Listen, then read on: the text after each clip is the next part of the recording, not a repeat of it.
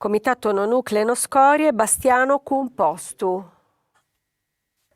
Bustiano, signora, il mio nome è un nome in sardo, perché prima ce l'avevo italiano e poi l'ho cambiato in sardo. Bustiano, va bene. Sì, Bustiano. Mi scusi. Eh, Prima ho una impressione su questo seminario quando l'ho seguito tutto dalle prime fasi, però l'impressione che ho avuto è quella di essere capitato non in un seminario di approfondimento, ma in un seminario di rieducazione al nucleare. Ho sentito cantare le glorie del nucleare, di come è stato risolto il problema delle scorie, dove ci sono giardini con api che fanno il miele, con pecore che danno il latte e così via di seguito. Ma poi la realtà la leggiamo invece a Chernobyl e la leggiamo a Fukushima, che non sanno come risolveranno il problema, e sarà un problema per tutto il mondo, altro che api e miele.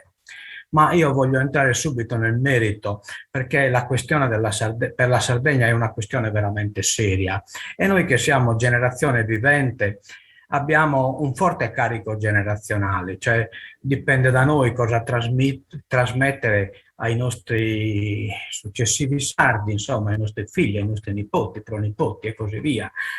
Quindi una forte responsabilità generazionale, ed è su questa forte responsabilità generazionale che noi abbiamo affrontato il problema, ed è per quello che avevamo promosso nel 2009 raccogliendo le firme, poi nel 2011 è andato il referendum a regime, diciamo così, e i sardi si sono pronunciati assolutamente. Guardate, il quesito, per chi non lo ricorda, era questo qui: sei contrario all'installazione in Sardegna di centrali nucleari e di siti per lo stoccaggio di scorie radioattive da esse residuate o preesistenti? Quindi il quesito era chiarissimo, si trattava di nuove installazioni, ma anche appunto di ciò che c'era già di residui nucleari.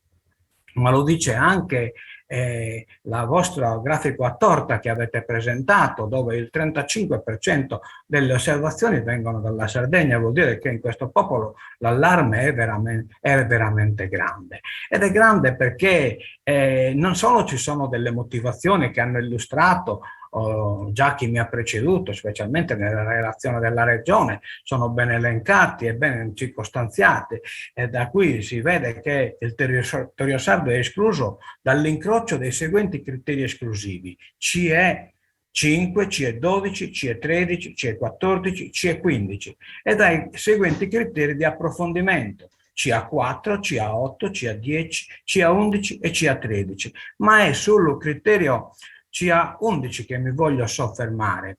Perché? Perché la Sardegna è diciamo, il più grande museo archeologico all'aperto, cioè non c'è un altro territorio al mondo che abbia una densità di testimonianze archeologiche come la Sardegna, ed è per questo che siamo sulla strada di essere riconosciuti come patrimonio dell'UNESCO, patrimonio dell'umanità. Ecco, noi allora chiediamo che se non bastiamo noi sardi a tutelare questo grandissimo patrimonio umano, allora intervenga l'umanità, e l'umanità può intervenire appunto dichiarandolo paesaggio culturale del patrimonio dell'UNESCO, perché se questo succede il criterio CA11 esclude che la Sardegna possa essere individuato. Ma si può verificare l'assurdo che siccome il processo di riconoscimento potrebbe essere lungo, si può verificare l'assurdo che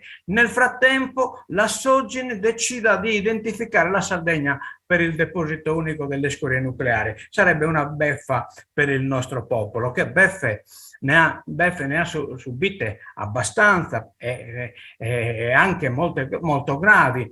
Possiamo dire che la Sardegna ha avuto molti conquistatori. L'ultimo conquistatore, quello italiano, è quello che ha fatto più danni di tutti gli altri messi insieme. Cioè, molti non sanno che la Sardegna è in maniera contingente italiana, che è stata una virgola della storia, che nel 1720 ha deciso di assegnare la Sardegna ai Savoia per i servizi prestati nelle guerre, insomma, al vincitore, ma poteva essere assegnata in quell'occasione al Palatinato tedesco, oppure poteva essere assegnato all'Inghilterra o alla Francia, e allora noi saremmo stati francesi oppure tedeschi a seconda di dove ci assegnavano. Cioè, questo per dire che qui c'è un altro popolo, c'è un'altra terra che attualmente in maniera contingente è nello Stato italiano, ma la storia non si cristallizza, la storia va avanti. Oggi siamo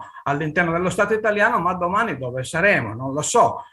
Quindi ecco dove sta la nostra responsabilità generazionale, quella di tutelare questa terra perché le generazioni successive non se la trovino occupate e non si trovino a dire ma guarda un po', quella generazione lì ha permesso che la nostra terra venisse invasa da una ulteriore servitù, la servitù peggiore che possa capitare in una terra. Ma voglio ancora richiamare quali sono state le determinazioni di questo popolo. Oltre che al referendum del 15-16 maggio c'è stata anche una legge regionale, la numero 8 del 3/7/2003, che precludeva il transito e la presenza di scorie nucleari, ma è intervenuta anche la conferenza episcopale sarda che il 23-24 febbraio 2015 si è dichiarata assolutamente indisponibile che il territorio della Sardegna venisse gravato da questa ulteriore servitù.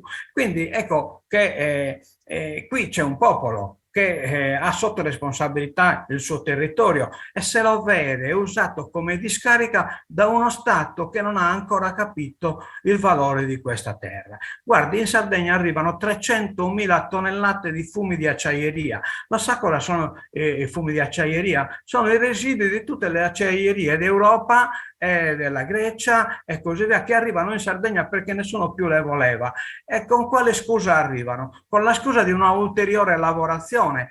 Siccome estraggono da una tonnellata il 7% di zinco, quello che rimane è una nostra scoria. Ed ecco quindi che a Gianna e Luas, nella discarica della Porto Verme SRL, ci sono milioni di scorie tra le quali ce ne sono anche radioattive perché provenienti dalla fusione dei carri armati i russi che erano contaminati di nucleare. Ma non solo, ultimamente siamo stati usati come discarica di amianto, siamo stati usati come discarica della demolizione e ammodernamento delle ferrovie dello Stato italiano. Dove hanno buttato ciò che rimane da quell'ammodernamento? In Sardegna.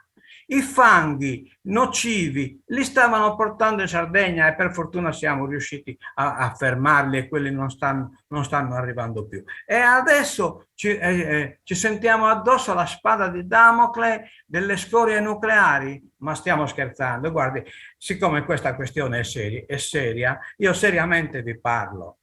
Quelle scorie qui non arriveranno mai, state tranquilli, qui non arriveranno mai, perché qui c'è un popolo che il giorno che quelle scorie verranno messe in una nave per portarle in Sardegna, quella nave non arriverà mai. E se arriverà, quelle scorie non sbarcheranno in Sardegna, perché questa è una servitù che noi non sopporteremo mai. La nostra volontà è stata espressa, è stata chiara e su questa volontà noi andremo avanti. Per cui, badate bene, la scelta del nucleare è stata una scelta scellerata. E scellerato è il discorso che si sta cominciando a fare per nuovamente cercare di reintrodurre il nucleare. Questa scelta scellerata non l'abbiamo voluta noi, non l'ha voluta il popolo sardo. Chi l'ha voluta se ne assuma le responsabilità, ha tutta la nostra solidarietà. Tutti i territori che sono minacciati da questa incombenza hanno la nostra solidarietà, ma noi abbiamo la responsabilità di tutelare il nostro territorio e quindi diffidiamo il Ministero, lo Stato italiano, dall'utilizzare la Sardegna come propria discarica delle proprie scelleratezze nucleari. Quelle scorie qui non verranno, ma non perché vogliamo che le mettano altrove. Non è questo il nostro problema. È un problema che non abbiamo creato noi e la soluzione non la possiamo dare noi. Chi ha creato il problema dia la soluzione.